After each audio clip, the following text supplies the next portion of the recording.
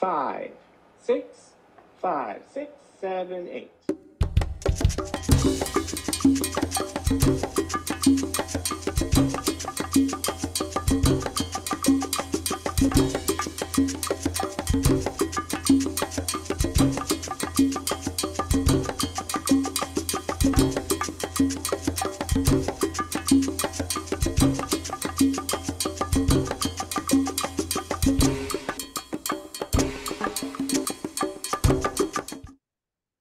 Oh my Good gosh. Good morning. morning, Megan. I love that music. I love that music. Oh It's my. a good way to start the It Friday, is isn't great it? to start Friday. Yes, yes. And we are so excited. We are so excited. I am so excited. Megan, do you know why I'm so excited as I'm having my tea? I'm having Lipton tea this morning, by the way. Oh, always with coffee. Are you excited because of our guest this morning?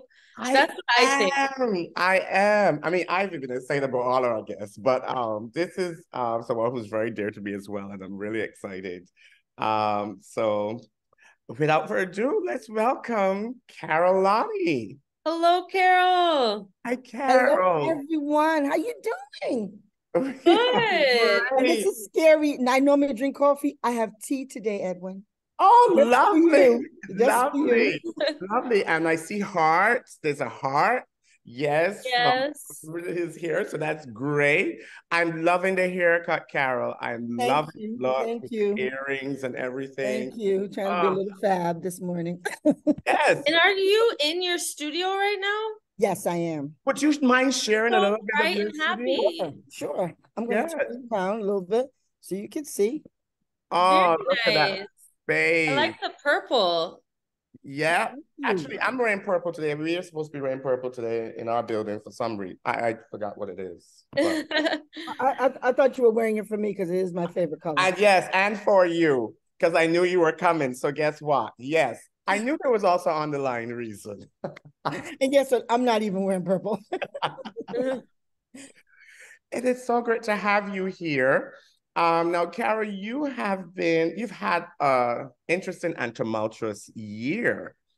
Yeah. And we're going to talk about that. We also just want to get a sense of who you are so our audience members know who you are, how long you've been teaching, where you're teaching, about your program. If you can share a little bit about that for us, we will appreciate it. Sure. So I've been teaching at Philippa Scalo Middle School for the Gifted and Talented for the past 34 years. Wow. Congratulations. That's Yes. Thank you. incredible. Thank you. Thank you. I know that's a rarity in DOE, especially as dance educators, to be at one school for so long. I've been blessed.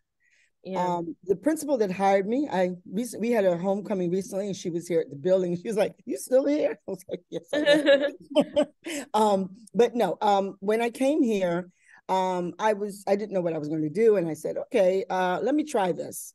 And when she hired me, she asked me if I would be able to create a dance program that would be long term, and what would that look like on paper. And she allowed me to create the program that we had presently at Schuyler, which was a program which had a ballet class that kids major in, a modern class, a jazz class, and a class I called intermediate repertory, which wasn't style specific. And then I had, of course, an intro class. And I taught all the grades. We were a 5 through 8 school. So I had taught all the grades, 5 through 8. Wow. Wonderful. Wow, And wow, you wow. created that program then, and it's still flourishing today. Well, there have been some changes recently. So there is a change recently, and we're working on seeing how we can bring back that program presently. Wonderful.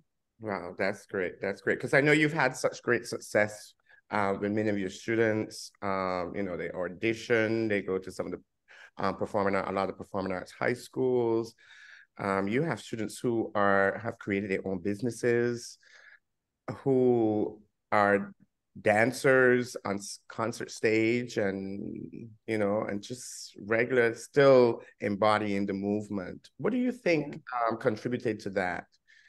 It's so funny. Every year when you get a new set of students, you try to get to know who they are and where they're going. And you never know because, this is middle school and kids change their mind, they develop, they mature. And I think, let me sum it up in a great story.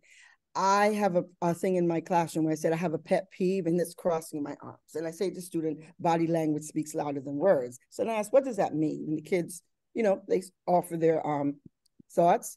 And then I said, well, if I'm having a conversation with somebody's supposed to be my really good friend, and I want you to listen, the minute I put my arms up, what am I saying? The kids will say, I don't want to, you're blocking me. You don't want to hear what I have to say. So I said, it's the same thing for me as an educator, trying to teach you guys, and so for some of you, something new, but it's for you to close me off. You're not going to be accepting something new. So I try to dispel that. So when the kids, I tell the kids, if you cross your arms, I stop in mid-sentence, I stop in mid-movement, and it cracks them up, but they get it. So I love that you stop in mid-movement. That's great. Yes, and the social emotional discussion that you are offering them, because we often think of communication of just verbally, right. But the other forms that you're really teaching them about their body language and Right. how dancers own the instrument and use the instrument to communicate. Right. So about 8 years ago, I ran into a dance educator on the street, and she's a doctor, she's a surgeon. And she said to me, Miss Lonnie, guess what I don't ever do? I was like, what? She's like, cross my arms. You made that Oh.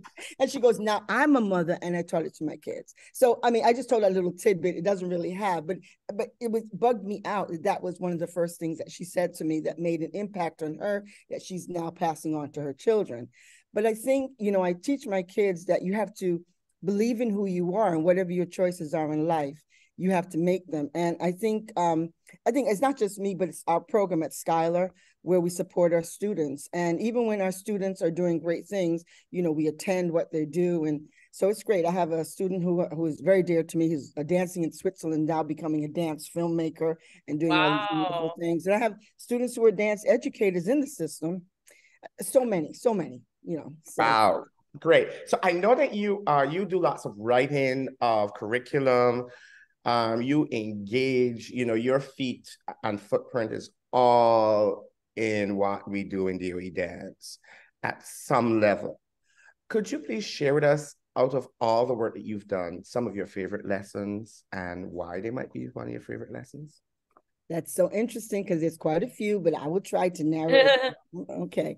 So one of the things that obviously we all go through different tasks through the year. So they range from having students dance to the syllables in their first and last name, and then combining that with other students, doing an interview and getting to know themselves culturally and adding that part of it. The line dance unit, where students, they create their own line dance after learning several line dances, and the understanding of social aspect and social dancing. Which, by the way, I am doing with my students based on our discussion, and they love it. That Cotton Eye Joe is, it's it. Isn't that funny? The Cotton Eye Joe is the most favorite. I think that's funny. Yeah. But I take them on a journey throughout my school year. And my favorite thing is at the end, I ask the students, they have to create a solo.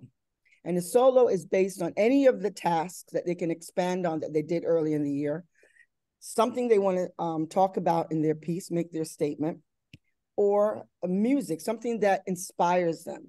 And it's so interesting. A lot of the students, they start out very apprehensive in the beginning of the year. They're inhibited, they want to move. And I record these beautiful dance journeys, and it is so touching. I cry a lot. I'm very emotional at that time to see where they've come and how dance has impacted them. And the solos are amazing. It's so hard to believe for me sometimes that they're actually just middle school students. So, Carol, also, I know I'm asking a lot of questions because short time. Could you share a bit of your dance lineage with us?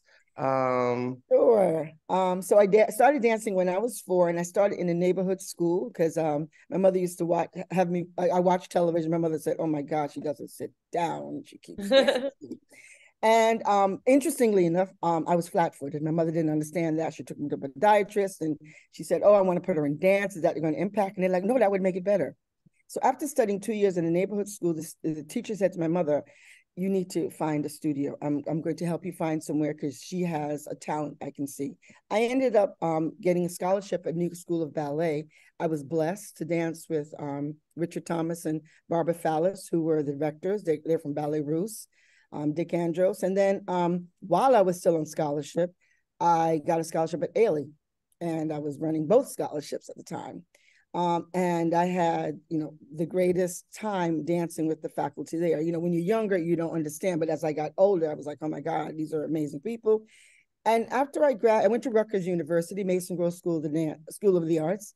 I'm going to tell my age. I'm part of the first graduating class of Mason Grove School of the Arts. Wow. So I was blessed because we had Nikolai, we had Mary Lewis, we had all these guests, Hanya Holm, all these guest artists that we can only read about in our history books now, who were able to teach workshops and taught class, and Spencer Snyder and Paulette Sears and all these great people. When I graduated, I got a scholarship at Clark Center. And that's my greatest dance journey, because Clark Center is synonymous with so many educators. And a lot of times when the names come up, I'm like, oh yeah. And it's so, when I look at that, I am blessed. I mean, Pepsi Bethel, Marjorie Percy's, Laura Mil Machado, because he brought capoeira here. I can go on and on and on, but it is amazing the amount of people I was able to study with. Wow. Wow. And something about Charles Moore I'm hearing as Yes. well? So Charles Moore was my teacher when I was in scholarship at Clark Center. And he used to call everybody baby girls. He used to call me baby girl because I was so short. And it's so interesting. I got so much out of his class. He taught a Dunham class.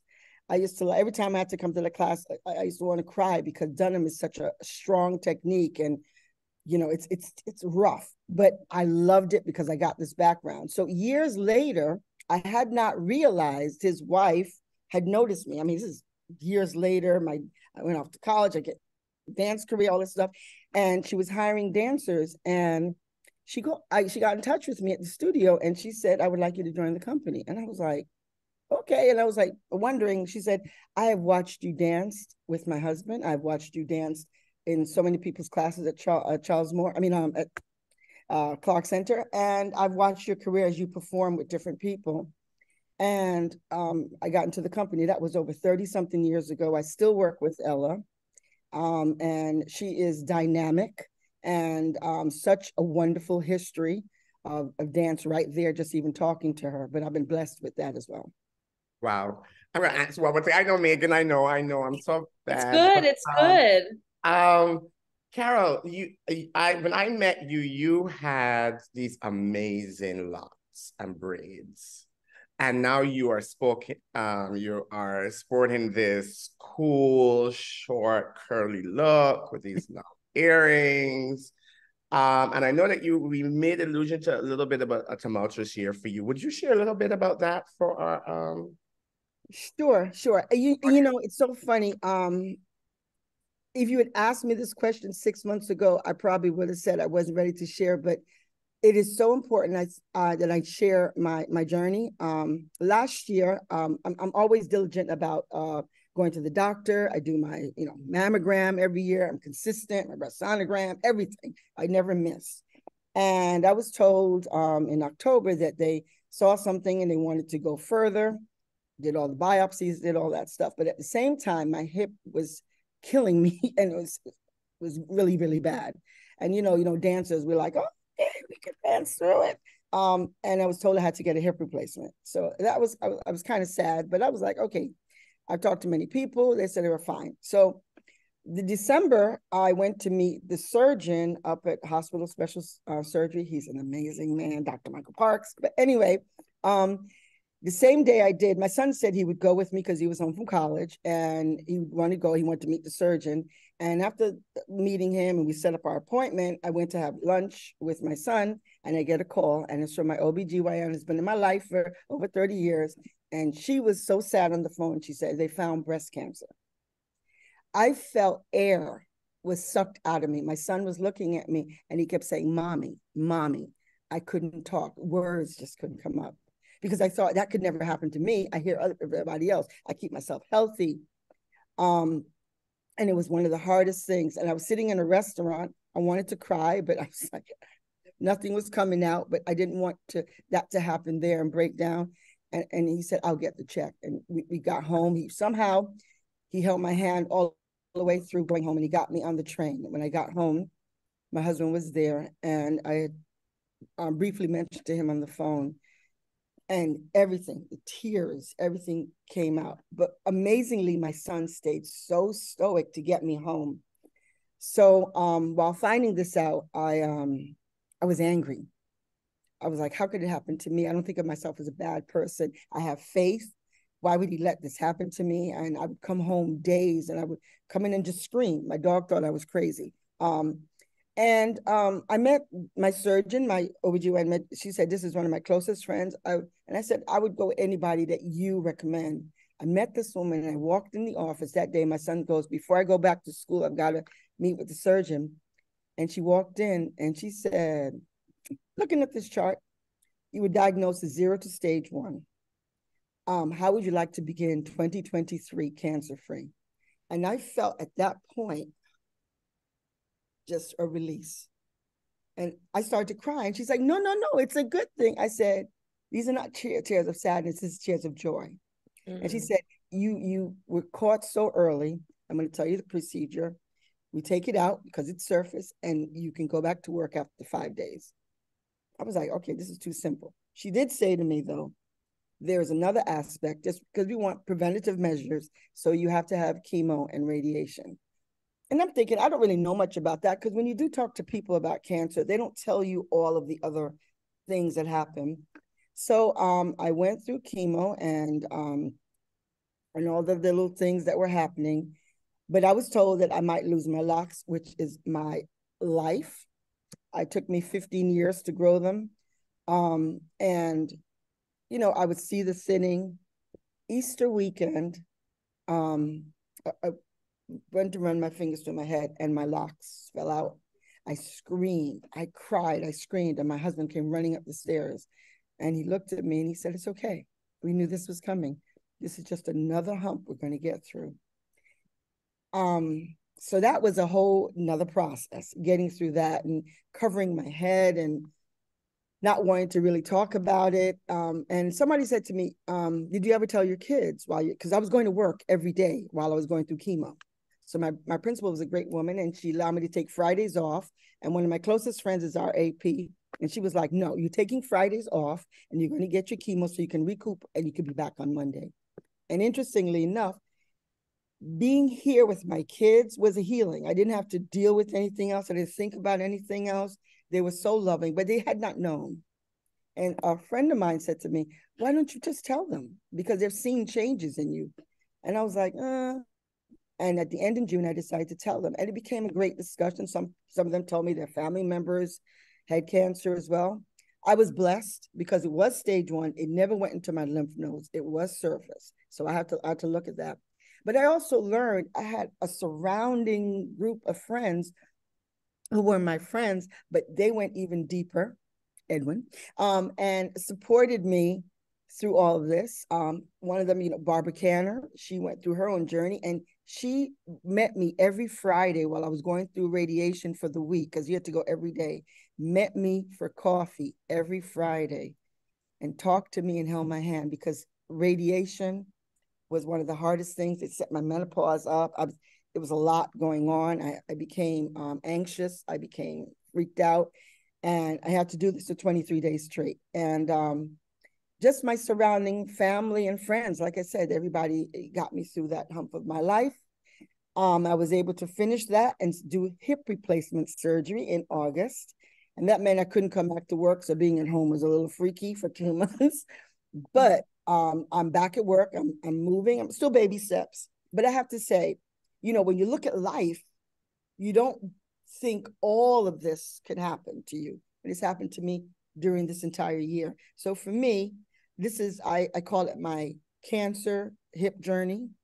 And Edwin and I had a conversation. I cried to Edwin so many times. And one of the things I said to him, I think one of the hardest things, because I couldn't dance, I couldn't get it out. And it was hard for me.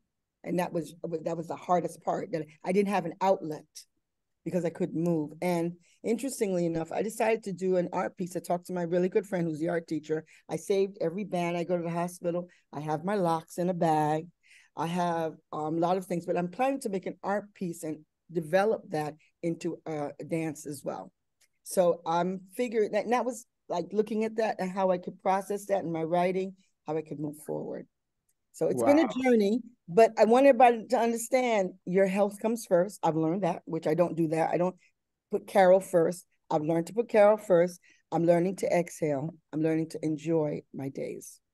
Oh, that is wonderful, Carol. And, you know, as we wrap up this session for today and we think about and prepare for Thanksgiving, you know, we just want to celebrate, you know, all those many things that we are thankful for. So we ask that you take a minute to just think about some of the wonderful things that you're thankful for, sometime during your day or during the rest of this week and into next week.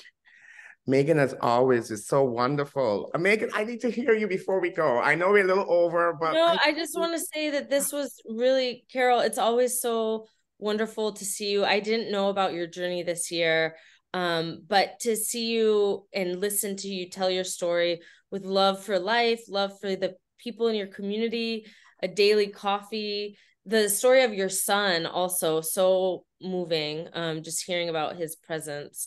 And as always, it's so good to see you. Yes. I miss you, Megan. I don't I get to miss see you. you. Yes.